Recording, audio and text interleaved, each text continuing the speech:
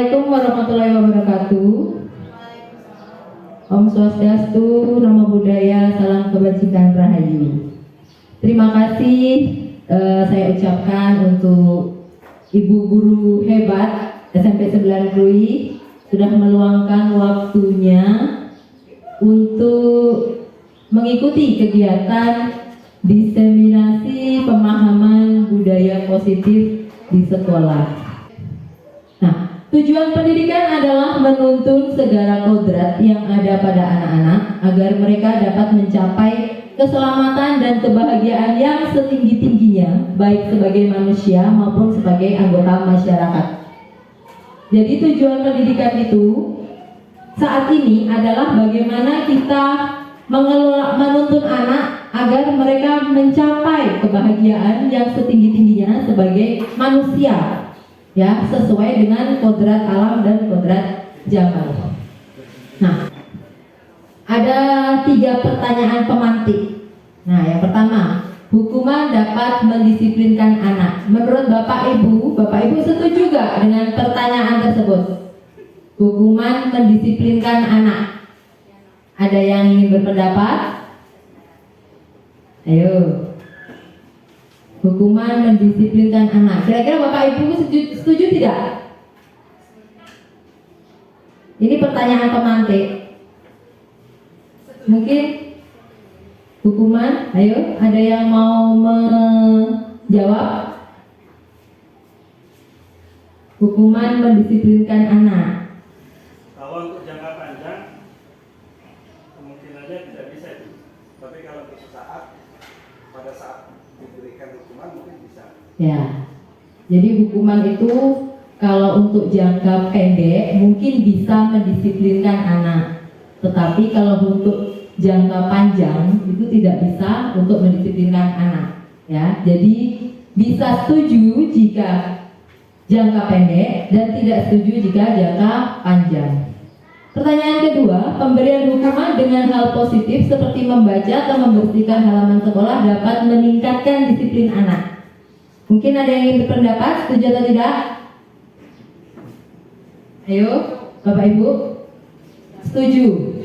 Kembali lagi di jawaban dari Bapak Nyaman tadi ya, bahwa kalau untuk jangka pendek mungkin bisa. Setuju, tapi kalau untuk jangka panjang tidak. Dan lebih baik kalau memberikan sebenarnya bukan hukuman ya, lebih ke arah positif ya, seperti konsekuensi itu sesuai dengan apa yang dilanggar anak, seperti itu. Nah, yang nomor 3 pun juga seperti itu, memberikan penghargaan dapat meningkatkan motivasi belajar anak. Mungkin kalau untuk jangka panjang, jangka pendek oke, untuk menumbuhkan motivasi, tapi kalau untuk jangka panjang tidak efektif dilakukan. Nah, coba kita mencoba melakukan suatu kegiatan. Coba Bapak Ibu bayangkan, Bapak Ibu punya sesuatu yang berharga, ya, yang Bapak Ibu punya.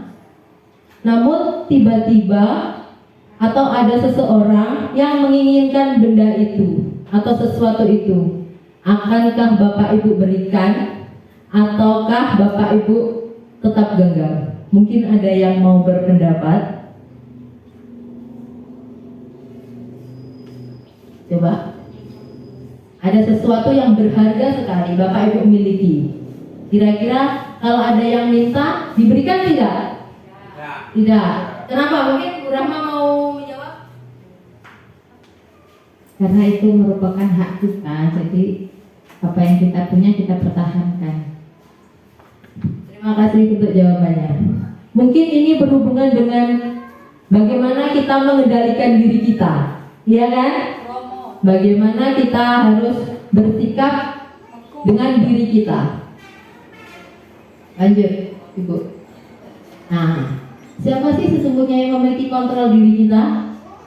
Diri sendiri. Kita itu tidak bisa mengontrol orang lain, termasuk kita mengontrol anak murid kita. Ya. Selama ini kan kita ke anak itu bukan mengontrol tapi mengatur kan? Kita inginnya anak itu rapi, kita inginnya anak itu bersih, tidak terlambat, itu namanya mengatur. Nah, sedangkan kita tidak bisa untuk mengatur anak seperti itu. Lanjut. Dalam beberapa paradigma teori kontrol, ada beberapa yang salah menurut yang kita lakukan, tapi itu sebenarnya salah menurut teori kontrol. Yang pertama, ilusi guru mengontrol murid. Kira-kira Bapak Ibu setuju nggak kalau selama ini kita sebenarnya mengontrol murid? Setuju tidak? Dengan dibuatnya aturan, dibuatnya peraturan. Setuju kan? Nah, yang kedua, kita ilusi bahwa mengkritik dan membuat orang merasa bersalah dapat menguatkan karakter. Coba kita berkaca ke belakang, bagaimana kita melakukan menghadapi anak-anak murid kita. Ketika anak salah, kita justru semakin membuat mereka merasa bersalah. Tujuannya apa? Oh, biar mereka lebih kuat. Tapi sebenarnya itu adalah hal yang salah.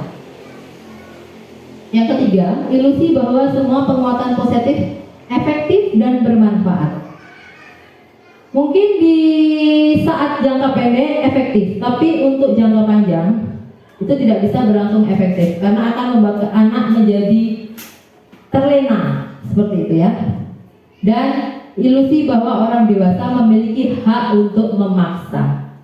Selama ini, bahkan saya sendiri sadar bahwa selama ini kita seperti terlalu memaksa kepada anak, ya kan? Oh, kamu loh bajunya harus dimasukkan. Oh, kamu loh jangan sampai terlambat. Kan seperti itu kan? Nah, lanjut. Nah, ini adalah perubahan paradigma dari stimulus respon menjadi teori kontrol. Biasanya kita berpandangan bahwa kita itu sama, ya kan, secara stimulus respon kita itu sama. Tetapi ketika pada teori kontrol, bahwa orang itu memandang dunia itu berbeda, seperti itu. Perilaku buruk dianggap suatu kesalahan. Selama ini kita melihat, oh anak yang melanggar berarti dia berperilaku buruk, berarti dia melakukan sebuah kesalahan. Padahal kalau menurut teori kontrol, semua perilaku anak itu memiliki tujuan. Entah itu tujuan dari motivasi dalam diri maupun motivasinya berasal dari luar. Seperti itu. Orang lain bisa mengontrol saya, tapi dalam teori kontrol, yang bisa mengatur diri kita adalah diri kita sendiri. Ya. Coba Bapak Ibu bayangkan kalau ada orang lain yang mengatur kita. Misalkan kamu sudah berumah tangga ya, berumah tangga. Terus uangmu itu jangan habis itu belanja, harusnya ditabung sendiri. Loh, itu hak kita, itu uang kita kok. Seperti itu. Pahamnya. Mungkin bisa lanjut. Nah, yang pertama, konsep budaya positif adalah disiplin positif dan nilai-nilai kebajikan universal. Disiplin itu sebenarnya mengacu pada diri kita masing-masing, bagaimana kita untuk bertanggung jawab terhadap apa yang kita lakukan dan kita yakini sebagai sesuatu yang benar. Seperti itu. Jadi tujuannya adalah agar kita sadar dan memberdayakan murid tanpa murid itu berharap imbalan dari perilaku dia. Selama ini kan kadang gimana ya kita menumbuhkan biar anak itu semangat, terkadang kita dikasih hadiah. Jadinya akhirnya akan terjadi ketergantungan. Nah, itu yang perlu diubah. Makanya perlu mereka murid kita dibiasakan untuk memiliki disiplin positif. Ya. Nah, ini beberapa contoh nilai kebajikan sebenarnya sudah terlaksana dan mungkin memang tanpa sadar sudah kita miliki masing-masing, hanya perlu dikembangkan lebih. Seperti dalam profil pelajar Pancasila, dari ke-6 dimensi itu sudah mengandung nilai kebajikan kan? Tujuannya biar anak atau murid kita itu memiliki nilai-nilai dalam dirinya, seperti itu. Termasuk kalau menurut AIBO itu toleransi, rasa hormat, gitu, seperti itu. Dan keterampilan hidup juga menjadi pendengar, anak-anak terbiasa tidak merendahkan orang lain dan bisa menjadi dirinya sendiri versi terbaiknya. Yang kedua itu kebutuhan dasar manusia. Nah, kita setiap manusia itu memiliki kebutuhan dasar. Kebutuhan dasar itu adalah segala sesuatu yang kita lakukan untuk mendapatkan apa yang kita inginkan. Seluruh tindakan yang kita inginkan itu pasti memiliki tujuan, bukan? Kita pasti memiliki sesuatu yang kita pengen. Tujuannya untuk apa kita pengen pasti harus kita capai. Dengan usaha apa keinginan kita, kebutuhan kita itu harus terpenuhi. Itu adalah kebutuhan dasar manusia. Nah, ada 5 kebutuhan dasar manusia. Yang pertama, bertahan hidup. Itu kebutuhan dasar manusia. Wajar ya, kita hidup loh. Kita berarti perlu bertahan hidup kan. Seperti makan, tempat tinggal, pakaian, kesehatan. Itu kebutuhan bertahan hidup.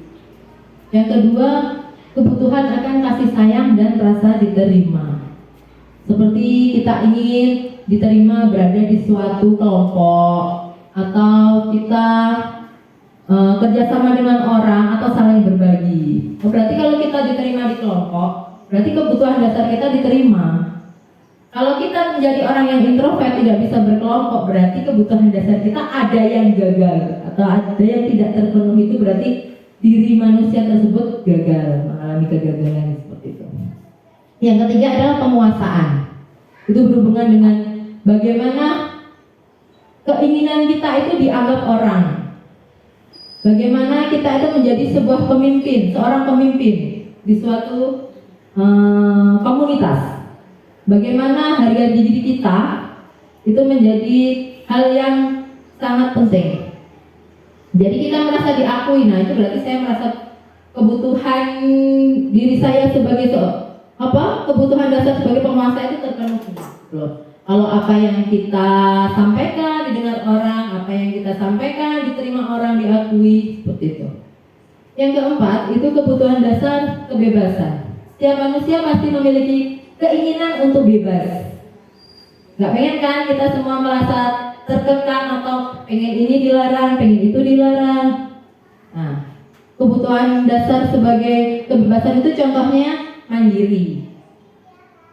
Kita kan nggak mungkin kan bergantung sama orang. Kita pasti inginnya segala sesuatu bisa dikerjakan sendiri kan, seperti itu. Lalu mampu mengendalikan arah diri. Jadi kita mau ngapain ya suka-suka kita. Itu kebutuhan kita, kebutuhan kita akan kebebasan. Nah, yang terakhir itu tentang kesenangan. Bagaimana membuat diri kita menjadi senang, bahagia, merasa nyaman. Itu kebutuhan. Dan apabila ada satu kebutuhan yang tidak terpenuhi, berarti ada sesuatu keinginan yang tidak tercapai, dan itu menjadikan kita manusia yang gagal. Nah, bagaimana kita mencapainya? Kita harus kembali ke belakang. Apa yang membuat tidak tercapai? Kita harus mengevaluasi diri. Yang ketiga, teori motivasi, hukuman, penghargaan, dan restitusi. Motivasi manusia itu memiliki motivasi dalam berperilaku.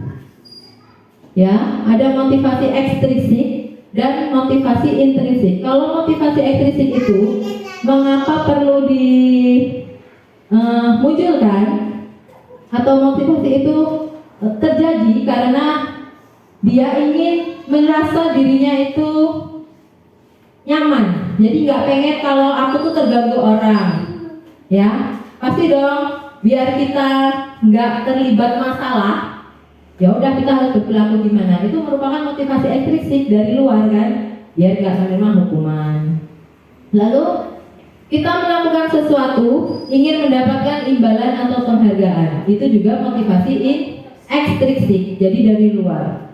Oh, saya akan lebih baik lagi, saya akan rajin datang pagi ke sekolah kalau saya nanti dapat nilai SKP saya amat baik. Itu termasuk motivasi ekstrinsik, karena dari luar pengennya diuji, pengennya dapat nilai bagus, seperti itu.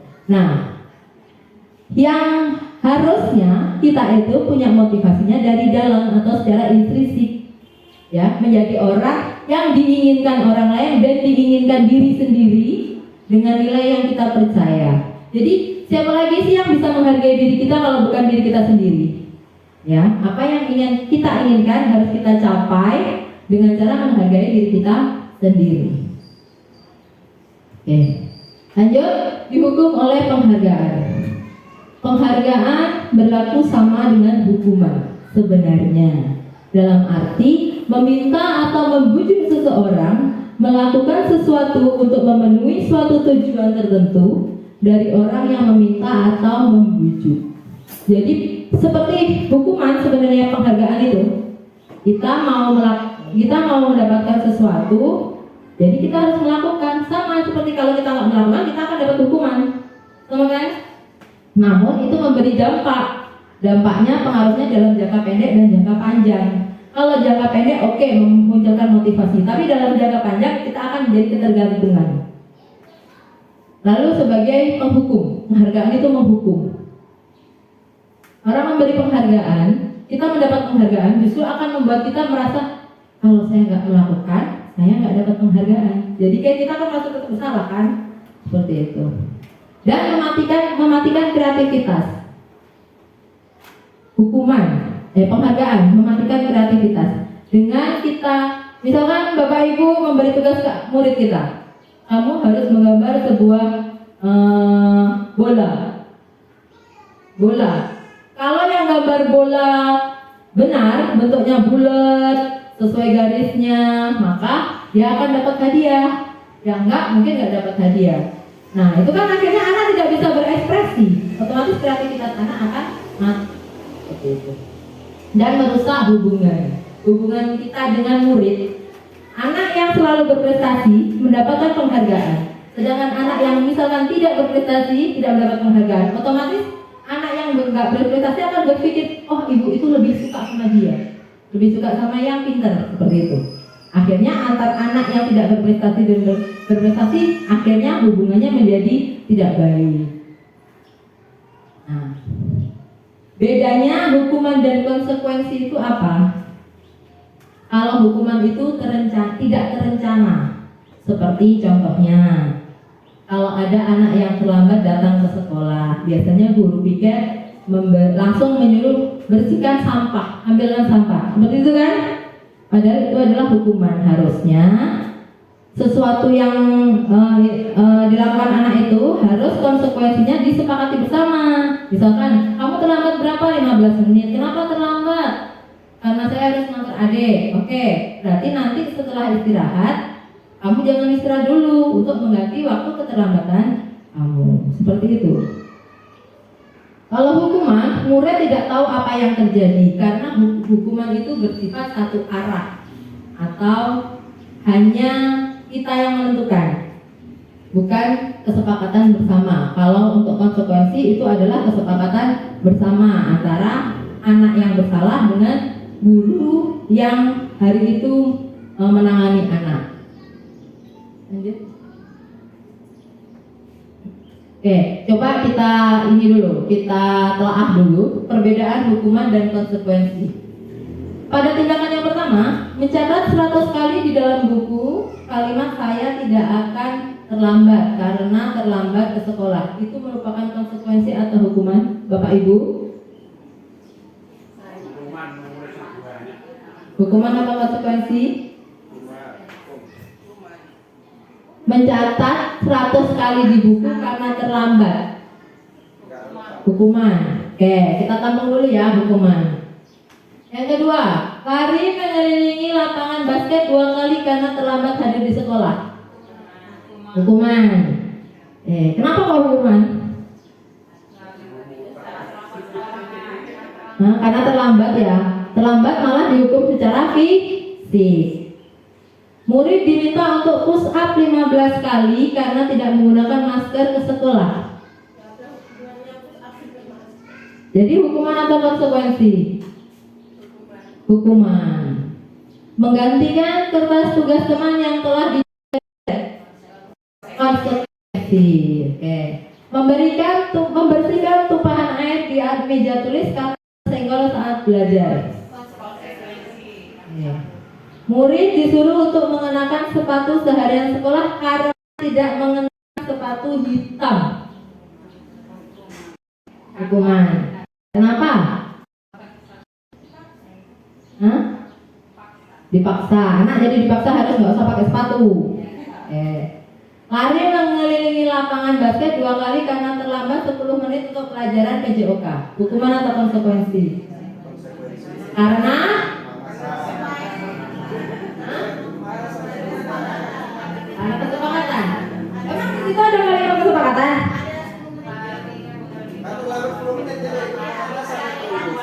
gitu. Bukan karena lari ini termasuk pelajaran PJOK. Ayo, kalau misalkan lari mengelilingi lapangan basket 2 kali karena terlambat 10 menit untuk pelajaran matematika. Hukuman ya? Siapa serius? Ayo, ayo, ya kan? Ya, coba kita lihat jawaban. Nomor 1 hukuman, nomor 2 hukuman, konsekuensi, hukuman, konsekuensi. Betul? Betul? Ya kan? Yang pertama, hukuman. Karena kenapa terlambat? Ngapain nulis? Harusnya kan mengganti keterlambatan jamnya. Yang kedua, lari mengelilingi lapangan basket karena terlambat hadir. Ya seperti yang pertama, yang mengganti aja waktunya kan. Kenapa justru diberi hukuman fisik seperti itu? Nomor 3, push up dengan masker. Ya itu tadi nggak ada hubungannya. Nggak ada. Kenapa nggak pakai masker disuruh push up? Kesehatan berhubungan dengan olahraga. Tapi kan agak nyambung. Nah, lanjut Ibu. Oke, keyakinan kelas. Kita masuk ke poin 4 dari konsep budaya positif, yaitu keyakinan kelas. Kenapa harus dibuat keyakinan kelas? Kenapa tidak peraturan saja? Mungkin Bapak Ibu yang mau menjelaskan keyakinan kelas. Kenapa tidak dibuat peraturan saja? Ayo. Bapak Ibu paham nggak keyakinan kelas itu? Belum paham. Kalau peraturan kelas paham? Paham. Oke. Coba kita telah dari 2 pertanyaan. Mengapa kita memiliki peraturan harus menggunakan helm bila mengendarai kendaraan roda 2? Agar selamat. Ya. Mengapa kita memiliki peraturan 3M? Menggunakan masker, mencuci tangan, menjaga jarak agar sehat juga, ya kan? Itu termasuk peraturan ataukah keyakinan? Ayo. Yang nomor 1 peraturan. Karena kan kadang kita malas kan pakai helm, ya kan? Itu hak kita loh mau pakai helm atau enggak, gitu kan? Nomor 3, yang nomor 2 keyakinan. Padahal nggak semua orang mau disuruh pakai masker, ya kan? Ya, mungkin yang punya keyakinan itu tidak merasa dipaksa, tapi untuk orang yang tidak terbiasa atau tidak mau memakai masker itu dia merasa terpaksa. Jadi seperti peraturan. Nah, untuk mendukung motivasi intrinsik ini kembali kepada keyakinan masing-masing. Bagaimana keyakinan kita pada sesuatu jika dibandingkan dengan peraturan-peraturan. Lanjut. Nah, oke. Dalam membuat keyakinan kelas, kita itu bisa menggunakan tabel T dan tabel Y. Jadi tampak atau tidak tampak. Contohnya seperti hormat. Tampaknya kalau hormat itu datang tepat waktu. Kalau tidak tampaknya sering hadir terlambat. Ya. Menyapa teman dan guru setiap hari. Tak acuh kepada teman dan guru. Mengembalikan barang teman yang dipinjam dan diucapkan dengan terima kasih. Sedangkan kalau terlihatnya dia kembalikan apa adanya aja. Jadi dalam membuat keyakinan kelas, sebelum kita menyusun keyakinan kelas, kita perlu mengidentifikasi dulu. Seperti itu. Kalau tabel Y, hormat, itu bisa dilihat dari bagaimana kita mendengar, bagaimana kita melihat hormat itu seperti apa, dan bagaimana kita berperilaku hormat itu seperti apa. Dari kata misalkan hormat terdengarnya, yuk bantu saya, itu kan kita menghargai orang, seperti itu. Kalau terlihat, mendengarkan dengan seksama. Kalau berperilaku ya kita hormat dengan orang lain itu gimana ya? Kita tersenyum, kita memberi salam, seperti itu. Lanjut Ibu. Nah, coba kita identifikasi dulu peraturan dan keyakinan kelas. Kalau selalu mengembalikan buku ke tempatnya, contoh keyakinan kelasnya apa? Bentuk keyakinan kelasnya apa? Selalu kembalikan buku ke tempatnya. keyakinan kelasnya apa? Tanggung jawab. Kita bertanggung jawab kan?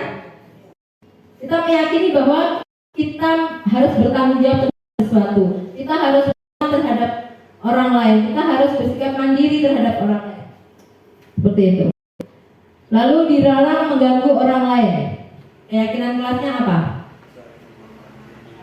Saling menghormati. Kayaknya Bapak Ibu udah pinter lah kalau ini ya. Sudah melaksanakan keyakinan di kelasnya masing-masing kan? Nah, sudah. Ya. Lalu dilarang melakukan kekerasan. Berarti keyakinan kelasnya saling menyayangi, menghormati orang lain. Bisa juga dengan keselamatan anggota. Jangan sekali di kelas atau koridor. Itu keyakinan kelasnya adalah keamanannya. Dari bagaimana antar anak itu menjadi aman. Nah, ini tadi. Kalau peraturannya panjang, kalau keyakinan itu simpel. Kalau peraturan kan kita selalu menjelaskan secara rinci kan, bahwa datang ke sekolah pukul 7, paling lambat pukul 7.15, dan apabila terlambat silakan melapor guru piket. Peraturan. Sedangkan kalau dia keyakinan kelas cukup datang tepat waktu. Itu perbedaannya peraturan dengan keyakinan kelas. Kalau peraturan itu dibuat secara rinci, keyakinan kelas itu dibuat dengan kata kalimat yang singkat, padat, namun jelas. Gitu loh. Seperti itu. Lanjut. Nah, kira-kira menurut Bapak Ibu, mana yang disebut keyakinan kelas? Yang kanan apa yang kiri? Yang kanan apa yang kiri? Yang kanan itu yang hijau, yang kiri itu yang putih. Ayo. Yang kanan. Kenapa kok yang kanan? Ayo, ada yang mau berkomentar kenapa kok yang kanan? Kenapa yang kanan? Yang kanan yang hijau. Kalau yang kiri yang putih. Yang mana kira-kira yang keyakinan kelas? Yang kiri berarti yang putih. Yang hijau, yang kanan lah, anggap aja kanan. Kenapa kok yang hijau? Dari kalimatnya. Kenapa kalimatnya? Singkat, padat dan jelas. Ya. Salah satu ciri dari keyakinan kelas itu kata yang digunakan itu singkat, padat, dan mengandung makna yang ingin dicapai. Seperti datang tepat waktu, mengucap salam. Jadi sifatnya umum kan? Enggak. Datang pukul 7.15 dan kalau terlambat enggak. Cukup datang tepat waktu, mengucapkan salam, menjaga kebersihan sekolah. Nah, sedangkan yang sebelah kiri, ini ya, kesepakatan kelas itu peraturan ini sebenarnya ya, atau perjanjian bersama kayaknya ya. Ya, kesepakatan kelas sama, kesepakatan kelas juga sebelah kanan. Cuman yang lebih sesuai adalah yang sebelah kanan atau yang hijau, karena kata yang digunakan harus bersifat umum, singkat, jelas, dan makna atau tujuan yang ingin dicapai itu jelas tercantum di situ. Lanjut. Nah, kita memasuki pada konsep yang kelima tentang restitusi. Restitusi itu adalah proses menciptakan kondisi murid untuk memperbaiki kesalahan murid sehingga mereka kembali ke kelompok dengan karakter yang lebih kuat. Jadi restitusi itu membangun kembali murid yang memiliki identitas yang gagal menjadi identitas yang sukses. Tujuannya apa? Agar murid mencari solusinya sendiri atas kesalahan yang dilakukan. Yang kedua, menuntun murid berpikir tentang orang seperti apa yang mereka inginkan. Menuntun bagaimana mereka memperlakukan orang lain. Jadi dalam restitusi itu kesalahan yang terjadi itu mereka menyadari kesalahannya dan mencari solusi sendiri bagaimana agar kesalahan yang dilakukan anak tidak kembali terulang. Nah, cirinya ini. Restitusi itu bukan untuk menebus kesalahan, namun belajar dari kesalahan. lalu memperbaiki hubungan, menuntun untuk melihat ke dalam diri kita, melihat ke dalam diri, mencari kebutuhan dasar yang mendasari tindakan, terus berfokus pada solusi. Jadi yang menentukan solusi itu siapa? Ya anak itu sendiri. Kita hanya menstabilkan identitas mereka yang salah tadi dan meyakinkan mereka. Benar nggak tindakannya? Lanjut. Nah, ini contohnya. Identitas yang gagal dengan identitas yang sukses. Jika kita memberikan sebuah hukuman, itu berarti membentuk anak menjadi identitas yang gagal. Coba kita kembali ke belakang. Kalau anak merasa tersakiti, dia pasti punya trauma kan? Berarti kan kebutuhan dasarnya tadi ada yang tidak terpenuhi.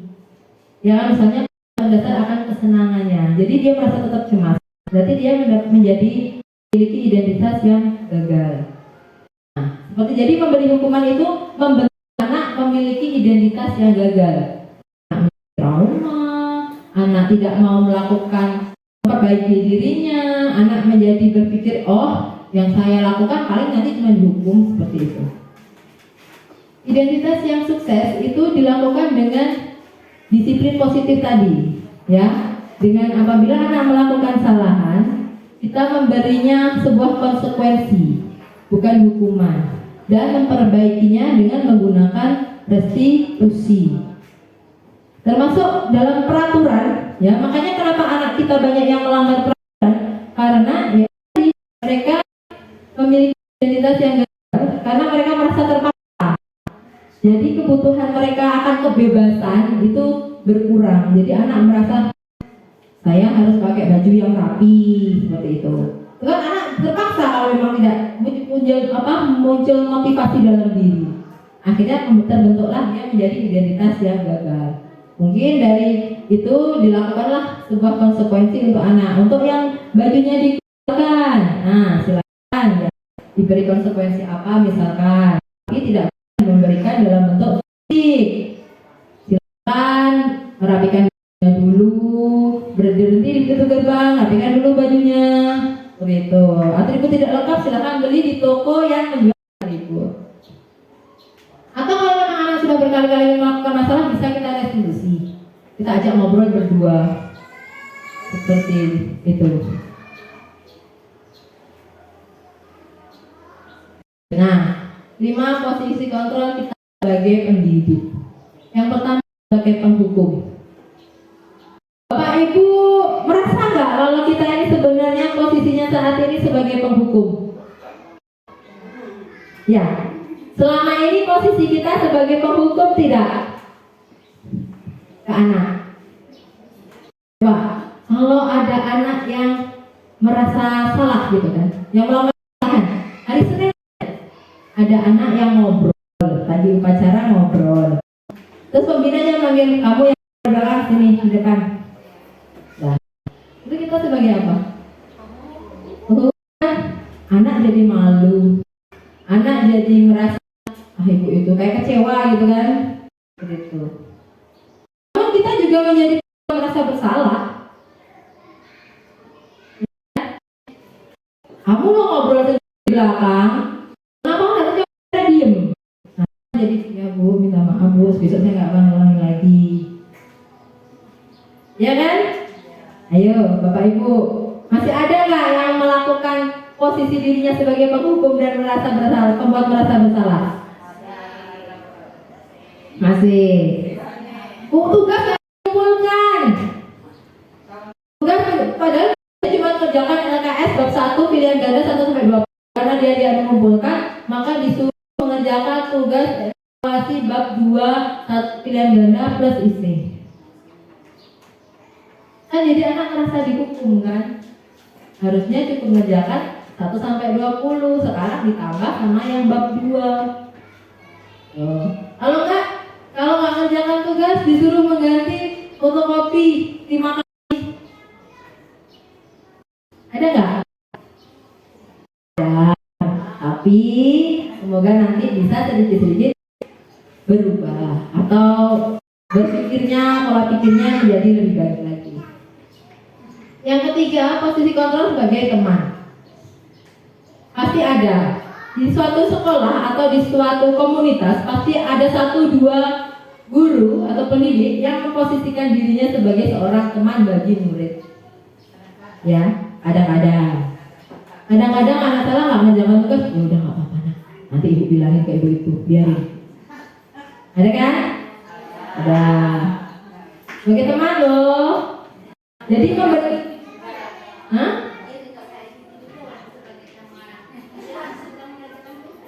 Iya, tetap harus. Misalkan ada yang bolos, nanti pas bagi rapor lebih dari 15 alfanya, udah Pak, tenang aja, nanti ibu kurangi jadi 14, yang penting kamu naik.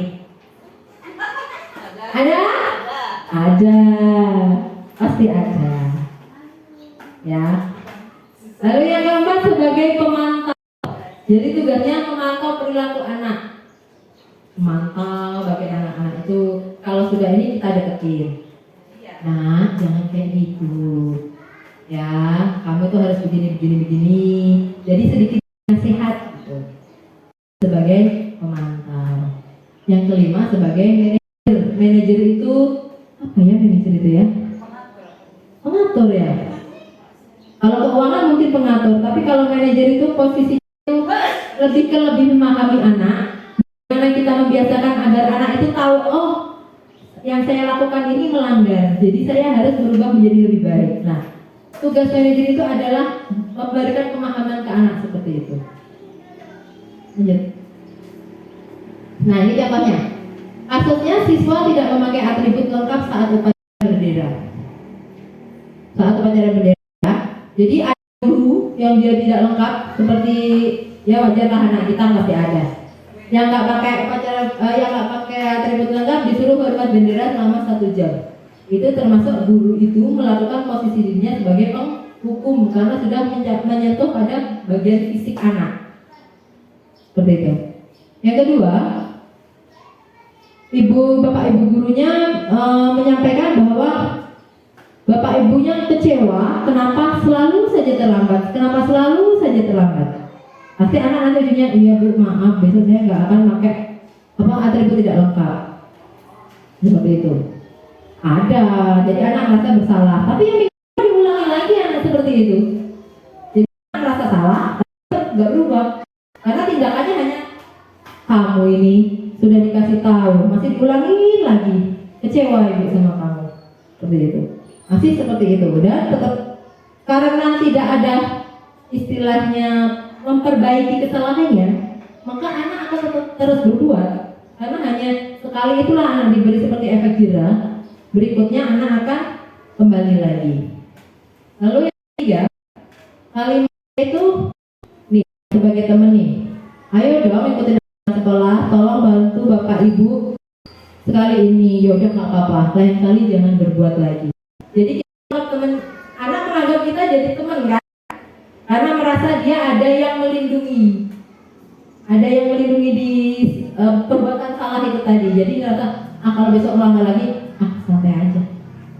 Ada Bu Rahma yang melindungi saya. Pasti nggak apa-apa. Itu seperti kayak kita diberi kalau itu anaknya jadi merasa ketergantungan dengan guru tersebut. Lalu sebagai mantau. Kali ini ditanya konsekuensinya tahu apa. Lalu disuruh ini atributnya di koperasi. Sehat sebagai pemantau dan yang sebagai manajer. Nah ini disadarkan akan kesalahannya dan dicarikan solusi untuk memperbaiki kesalahannya. Itu sebagai seorang manajer. Nah, posisi kontrol terbaik sebagai kita sebagai pendidik adalah sebagai manajer. Ya, kita mempersilahkan anak untuk bertanggung jawab atas perilakunya. Kita mengajarkan anak untuk bertanggung jawab atas dirinya sendiri, atas pelanggaran yang dilakukan. Itu tanggung jawab anak posisi kita. Lalu mendukung anak menemukan solusi. Anak berbuat salah. Kalau sebagai posisi manajer, bagaimana mencari solusinya itu adalah tugas anak sendiri. Jadi anak harus bisa mencarikan solusi. Lalu anak diajak untuk menganalisis kebutuhan dan kebutuhan orang lain. Misalnya anak yang terlambat datang ke sekolah. Kebutuhannya apa sih kok anak itu tuh bisa sampai terlambat? Oh mungkin belum sarapan atau bangun kesiangan. Ya, berarti kebutuhan akan kebebasannya kurang. Oh, aku mau terlambat aja lah. Toh aku tetap naik kelas kok. Seperti itu. Lalu menuntun anak untuk menjadi manajer bagi dirinya sendiri. Jadi anak diajarkan untuk mengatur dirinya sendiri, mengontrol dirinya sendiri bagaimana menjadi lebih baik lagi dan bertanggung jawab pada perilakunya. Lanjut. Konsep yang terlahir dalam budaya positif itu adalah segala restitusi. Mungkin Bapak Ibu ada yang sudah memahami restitusi. Ya, kita kan sudah belajar di ini ya, di modul itu kan ada tuh yang mendapat tugas restitusi. Ya, itu restitusi itu merupakan proses menciptakan kondisi bagi murid untuk memperbaiki kesalahannya sehingga karakter mereka menjadi lebih kuat ketika kembali pada kelompoknya. Jadi tujuannya adalah itu tadi mengubah orang yang gagal karena kesalahan, karena melakukan kesalahan menjadi seorang yang sukses. Seperti itu. Nah, tahapan dalam restitusi itu ada 3, yaitu menstabilkan identitas, melakukan validasi tindakan yang salah, dan menanyakan keyakinan. Sampai sini dulu ada yang mau ditanyakan sebelum saya lanjutkan sedikit? Saya lanjutkan? Lanjut. Nah, bagaimana sih cara kita untuk menstabilkan identitas anak? Sebenarnya terkadang kita itu sudah melakukan, hanya kita tidak paham. Oh, ternyata sebutan dari yang kita lakukan itu gitu ya. Kalau kita panggil anak, misalkan menghadapi anak yang bermasalah, pasti dong ditanya, benar nggak sih kamu melakukannya? Iya. Ya wajar kita melakukannya, ya kan? Salah itu wajar. Setiap orang nggak ada yang sempurna, pasti ada yang salah. Terkadang kita pun juga melakukannya, itu hal yang wajar. Kita mewajarkan, kita membenarkan perilaku anak yang salah. Nah, itu merupakan menyetabilkan identitas anak. Jadi anak itu membuat anak yang gagal untuk menyadari bahwa kesalahannya itu tadi ya akan dirubah menjadi lebih positif, seperti itu. Ya, guru bisa berkata seperti ini contohnya. Kita bisa menyelesaikan masalah ini. Kita tidak mencari tahu siapa yang benar atau salah, tapi kita lebih untuk mencarikan solusi dari masalah yang tadi terjadi. Kenapa kamu bisa sampai terlambat? Kenapa kamu bisa sampai membolos? Itu. Lanjut, Ibu. Lalu memvalidasi tindakan yang salah. Membantu murid mengenali kebutuhan dasar yang ingin dipenuhi ketika melakukan kesalahan itu. Nah, contohnya guru berkata, kamu bisa melakukan hal yang lebih buruk. Jadi, melakukan kesalahan, tapi guru mengingatkan, memang kamu melakukan salah, tapi kalau kamu melakukan hal yang lebih lagi, kamu bisa lebih salah. Ya, seperti itu. Jadi anak itu tindakannya memang salah, tapi kalau melakukan yang lebih itu bakal lebih salah lagi. Jadi anak itu harus bisa bagaimana tindakannya itu tadi, ya yang anak menjadi sadar bahwa tindakannya memang salah. Gitu, seperti itu. Lanjut Ibu. Menanyakan tentang keyakinan kelas. Nah, keyakinan, bukan keyakinan diri. Anak melihat kesalahannya dengan norma sosial dan nilai yang mendasari manusia berinteraksi dengan orang lain. Kan kita tadi sudah untuk keyakinan kelas, Bapak Ibu. Jadi kita masih mengingatkan anak bahwa anak harus bisa melaksanakan keyakinan kelasnya dengan baik. Nah, ketika anak bersalah, kita kembalikan keyakinan kelas tadi. Apakah yang dilakukan anak melanggar itu sudah sesuai dengan keyakinan kelasnya? Kalau belum, yuk bagaimana caranya agar sesuai dengan keyakinan kelas? Bagaimana cara anak memperbaiki kesalahannya? Seperti itu. Lanjut Ibu. Oh, sudah. Baik, sudah saya sampaikan materi saya hari ini ya tentang diseminasi budaya positif. Harapan saya untuk kedepannya kita sudah mulai membiasakan menerapkan budaya positif ini di sekolah, ya, terutama untuk pembentukan keyakinan kelas kita di awal pelajaran. Biasanya kita itu punya kesepakatan, kalau dulu namanya kesepakatan, perjanjian dengan anak, agar bagaimana dalam pembelajaran selama 1 semester itu berlangsung dengan efektif, berlangsung dengan baik, ya. Kita pasti punya kesepakatan kan? Misalkan yang terlambat nanti konsekuensinya apa? Disuruh duduk di luar kelas. Misalkan tidak piket kelas, nanti disuruh piket jam pulang kelas, pulang sekolah, seperti itu. Nanti bisa kita mulai terapkan di tahun ajaran baru, Bapak Ibu. Kita belajar bersama bagaimana cara menerapkannya. Agar kenapa anak-anak kita itu bisa lebih baik berperilaku. Seperti itu. Ada beberapa refleksi dan umpan balik Bapak Ibu. Ya, hal apa yang kita oleh hari ini, hal yang Bapak Ibu oleh hari ini.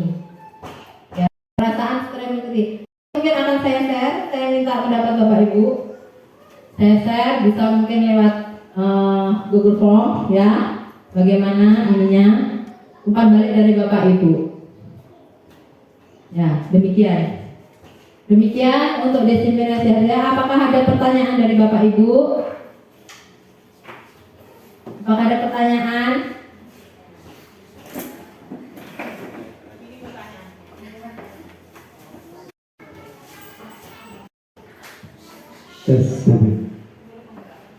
Baik, terima kasih Bu Indra yang telah menyampaikan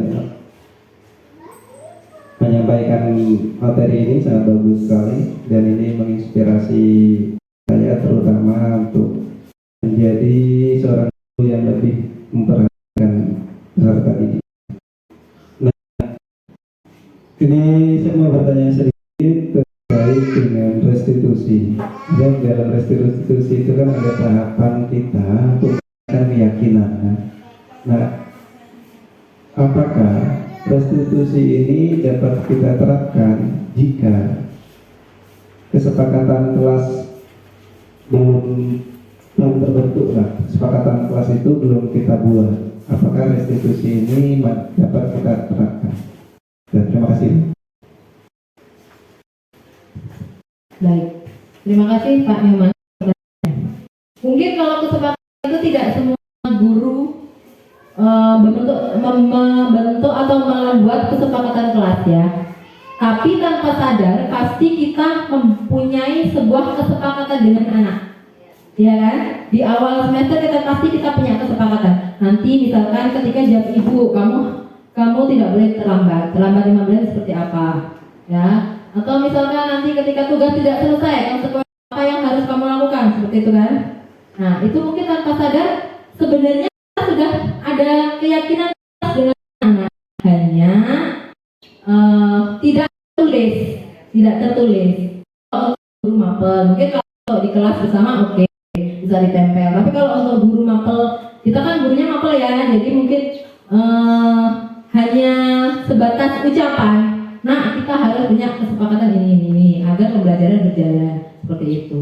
Jadi kalau untuk kelas memang itu dianjurkan atau diharapkan untuk wali kelas itu membentuk kesepakatan kelas, keyakinan kelas di awal pembelajaran, di awal tahun ajaran. Gunanya apa? Mengontrol agar perilaku murid itu bisa terkendali. Kita punya acuan, bukan ya, kita punya kesepakatan. Kita kan udah bersepakat. Jadi kalau anak yang melanggar berarti dia melanggar kesepakatan. Berarti itu sudah sepakat sama, seperti itu. Jadi ya itu tadi, tanpa sadar sebenarnya dari awal kita sudah membentuk atau membuat kesepakatan, hanya tidak tertera secara jelas. Begitupun wali kelas sebenarnya sudah membuat kesepakatan. Bahkan wali kelas itu malah pertama membuat kesepakatan, tapi ya itu tadi tidak tertulis, jadi anak terkadang lupa kalau tidak diingatkan. Begitu Bapak. Bagaimana? Adakah yang mau ditambahkan? Cukup. Adakah pertanyaan lain? Bagaimana mengatasi siswa yang selalu melakukan kesalahan. Kita sudah kasih solusi, kita sudah kasih restitusi, tapi anak itu masih terus mengulangi kesalahan. Bagaimana solusinya? Baik. Sebenarnya pertanyaannya memang kemarin jadi perdebatan kami diskusi, ya. Sebenarnya kalau restitusi ini bisa dilakukan semua guru, ya, semua guru itu diharapkan bisa melakukan restitusi. Nah, ketika guru sudah melakukan restitusi berkali-kali, itu kan di sebuah sekolah kita kan pasti punya prosedural ya. Kalau anak bermasalah dari guru itu wali kelas. Ketika sudah pakai berkali-kali anak seperti itu, sebenarnya Bapak Ibu, panggilan orang tua itu adalah penyelesaian terakhir dari semua masalah anak. Ya, tapi kan selama ini kita kalau di sekolah kita kan selama ini ya, sebelum sampai ke detik-detik terakhir kita antisipasi dulu, ya kan? Nah, ketika kita sudah anak sudah berkali-kali direstitusi tetap tidak berubah, sudah melewati wali kelas, sudah melewati kurikulum, kesiswaan, kepala sekolah, orang tua, dan si akhir orang tua tidak ada, kembalikan ke anak dan orang tua mau bagaimana, seperti itu. Itu kalau kemarin diskusi kami seperti itu. Jadi ya kalau restitusi bisa dilakukan siapa saja. Kan kalau untuk wali kelas ada lagi nantinya kan prosedurnya butuh guru BK. Guru BK punya cara tersendiri bagaimana mengatasi anak yang bermasalah seperti itu. Nah, ketika panggilan itu merupakan sudah titik puncak bahwa memang anak itu tidak bisa dibina lagi istilahnya. Seperti itu. Kalau sudah kepala sekolah turun tangan berarti memang anak itu sudah menjadi titik akhir, seperti itu. Adakah yang mau bertanya kembali?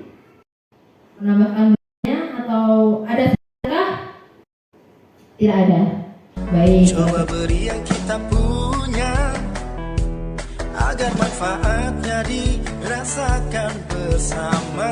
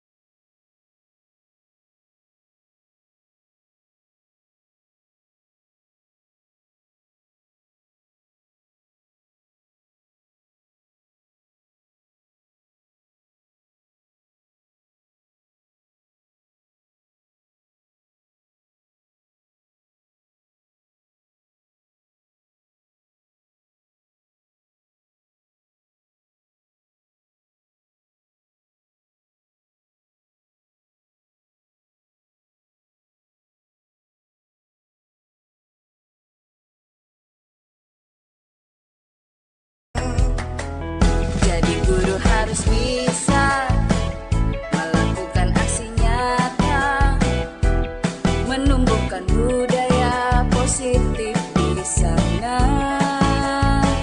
Semua memang tidak mudah, ayo kita berusaha. Semua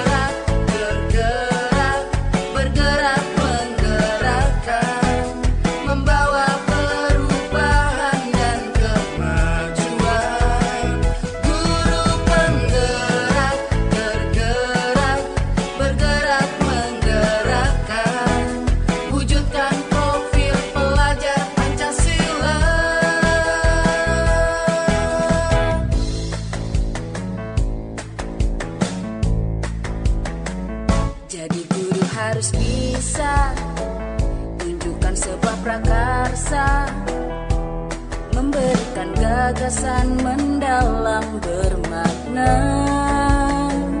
Jangan karena ada apa, coba beri yang kita punya, agar manfaatnya dirasakan bersama.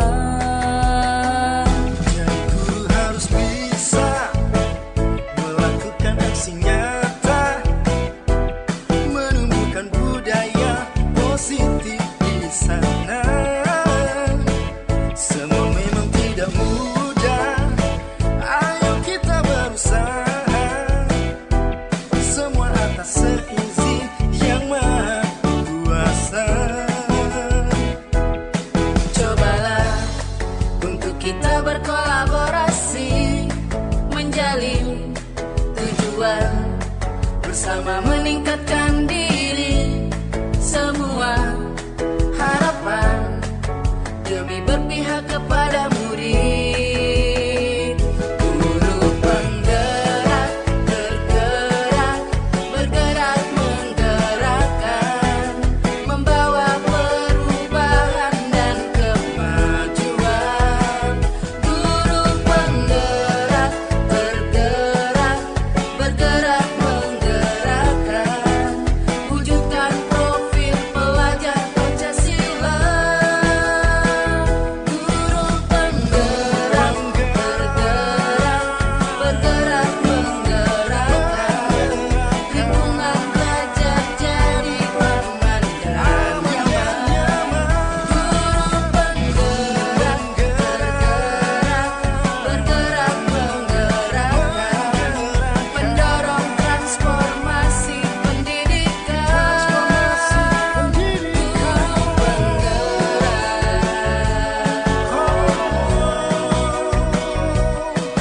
tergerak, bergerak, menggerakkan. Guru penggerak, tergerak, bergerak, menggerakkan, membawa perubahan dan kemajuan. Guru penggerak, tergerak, bergerak, menggerakkan, wujudkan profil pelajar Pancasila.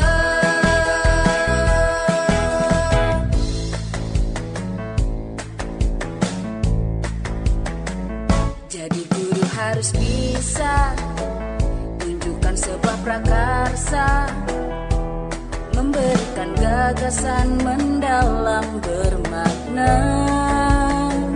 Jangan karena ada apa, coba beri yang kita punya, agar manfaatnya dirasakan bersama.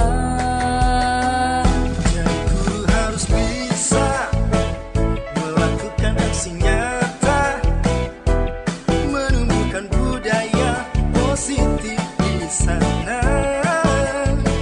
Semua memang tidak mudah, ayo kita berusaha, semua atas seizin Yang Maha Kuasa.